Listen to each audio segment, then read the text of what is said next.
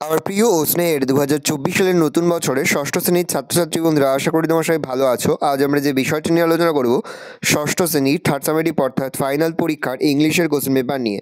দেখো সরাসরি স্ক্রিনে কিন্তু আমরা ষষ্ঠ শ্রেণীর থার্ড সামেটিভ অর্থাৎ ফাইনাল পরীক্ষার ইংলিশের কোশ্চেন পেপারটা দেখতে পাচ্ছ। ফুল মার্কস তোমাদের রয়েছে 70, আর সময় তোমাদের রয়েছে 2 ঘন্টা 30 মিনিট।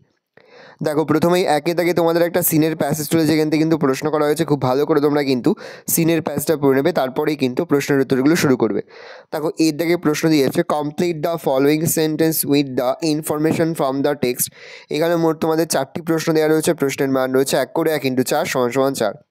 বিয়ে থেকে রয়েছে ট্রু ফলস লেখার পাশাপাশি তোমাদের কিন্তু সাপোর্টিং স্টেটমেন্টও কিন্তু লিখতে হবে। প্রশ্নের মান রয়েছে 2 করে 2 × 3 = 6। তারপরে দেখো 2 থেকে তোমাদের একটা পোয়েমের প্যাসেজ তুলে, যেখান থেকে কিন্তু প্রশ্ন করা হচ্ছে। খুব ভালো করে তোমরা কিন্তু পোয়েমের প্যাসেজটা পড়ে নেবে, তারপরেই কিন্তু প্রশ্নের উত্তরগুলো শুরু করবে। দেখো এর থেকে রয়েছে অ্যান্সার দ্য ফলোয়িং কোশ্চেন্স। প্রশ্নের মান রয়েছে 1 করে 1 × 5 = 5। এখানে মোট 5টি প্রশ্ন দেওয়া রয়েছে। প্রশ্নের মান রয়েছে 1 করে 1 × 5 = 5। বিয়ে থেকে রয়েছে টিক দ্য কারেক্ট অল্টারনেটিভ। প্রশ্নের মান রয়েছে 1 করে 1 × 5 = 5। তারপরে দেখো তোমাদের একটা আনসিনের প্যাসেজ তুলে, যেখান থেকে কিন্তু প্রশ্ন করা হয়েছে। খুব ভালো করে তোমরা কিন্তু আনসিনের প্যাসেজটা পড়ে নেবে, তারপরেই কিন্তু প্রশ্নের উত্তরগুলো শুরু করবে। এখানে প্রথমে রয়েছে fill in the blanks with words from the above passage. প্রশ্নের মান রয়েছে 1 করে 1 × 5 = 5।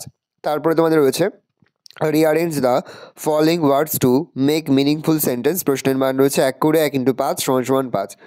ভালো করে দেখে নাও। তারপরে তোমাদের গ্রামার অ্যান্ড ভোকাবুলারি থেকে প্রশ্ন করা হয়েছে। এই দাগে রয়েছে fill in the blanks with suitable article and preposition. প্রশ্নের মান রয়েছে 1 করে 1 × 5 = 5।